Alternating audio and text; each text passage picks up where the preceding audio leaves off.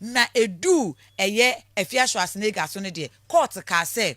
onkonko da afiase enefua maku edu eye 10 days na yebeka se eye sentence in absentia ye ka brofo say ya ni nyina ne say apia wu ni court na court de wasotwe ato ho say ebri bia beba bia no bra na betwa wasotwe no na no na isanse na onni ho nti no court ne kan say we issue court warrant a ye chi afia ye mfa ne mra court mekire court nkanche court say court e mami we na ahwehwe no ya chi no oninie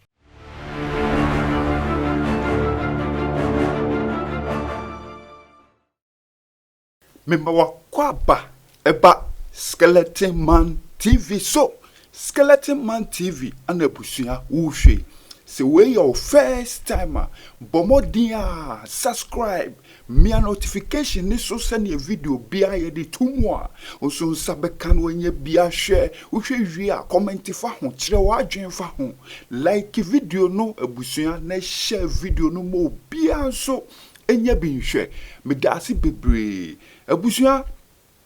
da ben na Afia beba, da ben na Afia Schwar obeba abe face ni 10 days sentence no abusua Ghana fo busa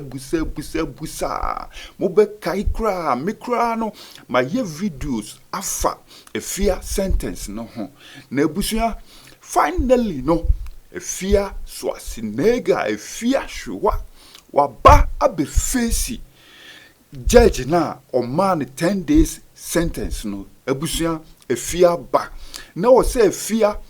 court on the 15th of December. Na Afia court on the 15th of December no abusua judge no wontumi amma nti omutu sheda Afia sa court biem no abusua court honsem no yesi enye easy kra Afia court ho yesi enye easy kra ho na abehu say yes to me bi wo ho and ye see Afia ne na mienu nyinara abusua efom say gra Afia de ne na mienu nyina ayeden agufom a chese ohu abeg pa pa judge na chew say osre no a ohu ni mobo mane mfa ne nkotum osre no a eye sentence no onnane no sika se ni oma Nana Mama Brown, A Plus, Mr. Logic, or Fanny Omo, Emo Mutuescano, or Sledge na ni dianon so onyeniska mano. Abusia, a hona abu say yes. To me be o hanum. To me be o Ghana hanum. To me be SC, to me be. A fierce Schwarzenegger the Almighty. A fierce Schwarzenegger, oh ya me do attempt.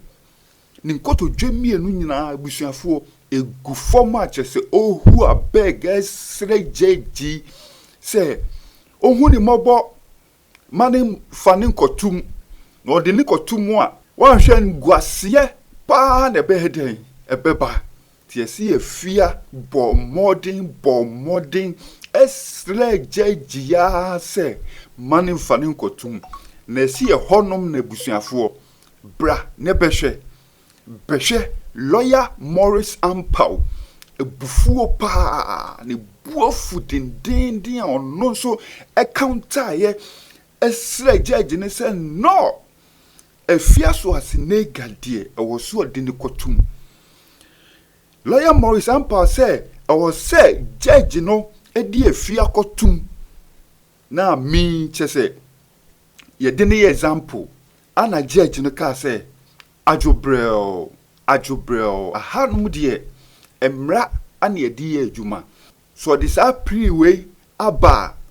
me so me judge o se me kotena ase na me yeden na me hwem se medani niska ana se obekwa akoyeden akodam 10 days na yede man no na ene e wo tu sitting no ayeden ashe different date intimudie mumientie enchiremu na ankasa mumientie Menasi apia be kai se Afia ya na mbebo amane se Afia Schwarzenegger yenim se ne maame ne papa tu ne din eye Valentina nana ejewa Afia kra eka ho court citing for contempt na contempt na court citing nyina ne say asem a ewo court a eye asem a ewo ono ene chairman wontumi ntem a Lawyer Maurice Ampaw ene ye lawyer ni ewo asem ni mu wakotena United Showbiz so ena o discuss asem na say be ka say o kan asem no eho ensem na nsem o kan eni bi a meka say ye twe enyo no nko afia no kra asode ne koye na A+ eka ho na Mr Logic eka ho na Nanama McBrown ekra eka ho sansem ni mu no e na court ne e fine enipa amabobo womdi e Nanama court fine no court e fine Mr Logic sanso e na court e fine Nanama eka ho na edu Afia Schwar so ne de court ka say onkonko da afiase enefua makomaku edu 10 days na yebeka se sentence in absentia ye ka brofo say ya ni nyina ne se apia uni court na court de wasotwe ato ho se ebri bia abeba bia no bra na betwa wasotwe no na no na isanse na onni ho nti no court ne kan se we issue court warrant a ye chi afia yemfa ne mra court mekire court nka nche court say court e ma mi we na ahwehwe no ya chi no oninie na afia no ni Ghana esanse ne ye pe afia chi nintinu last week Thursday en afia kode oba court na oba ye no obi anti obi ehu oba beduye obedu na judge no ama ti ebeka se judge no eni ho nti obi anti afia enka na no na ye de asem ne share ne se ne etie bia afia mra na apia se wut tie angel kase bo aye ma cases update ye court nsema me kan wo fia se ade e betimi abo afia ne se one na lawyer fo ba pacho ene ye court no afia ne na lawyer fo akwakọ filing krata se prison pa e friend prison de afia se wontimi nko ni obetimi aye ne se emra no ma ho kwan se ohwe section 50 clause 1 and say 2 na kire se court ema obi asotwe ye custodial sentence a utimi kwose court ne se onfa sika anase beka se fine ensi anan enkrata afia de kogu court enen osre court no no du ya oni na lawyer fo nyina eni nkotodwegu fom sre court ne se wosre afia se pa de ontimi nkoda ho enti yense no na yemfa ema no fine enti video a wohwe bra ene Afia Schwar ebe pm wo court bra Afia Schwar ebe pm wo court onam achire kra hu se ono shatade blue yubi ewo ha ono shatade blue yubi wo ho a wa hye river no ene enti abusuafo omudi nachi eba court eno no court hwe di no se okay anka me de medical ama me ruling did that so ba ya Afia se 10 days na woko wo de nkrata we ya bade a ne metimi aye ne se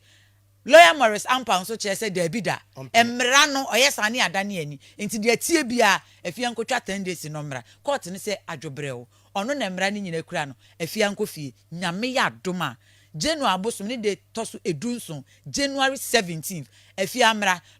Lawyer Maurice Ampaw emra na afi ne atie bia no asem no yenka enti 17th eni ebehu say afia be ko prison 10 days and na say obetua sika wo ti abusuafo 17th of January ya Afia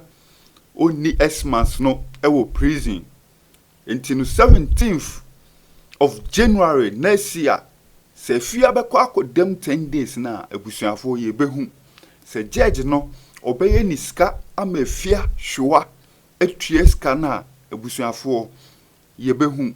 e beto from bia no aha ye Skeleton Man TV monso mubenye biahwe mubenye biate enti se won subscribe ya me subscribe to Skeleton Man TV me da ase bebre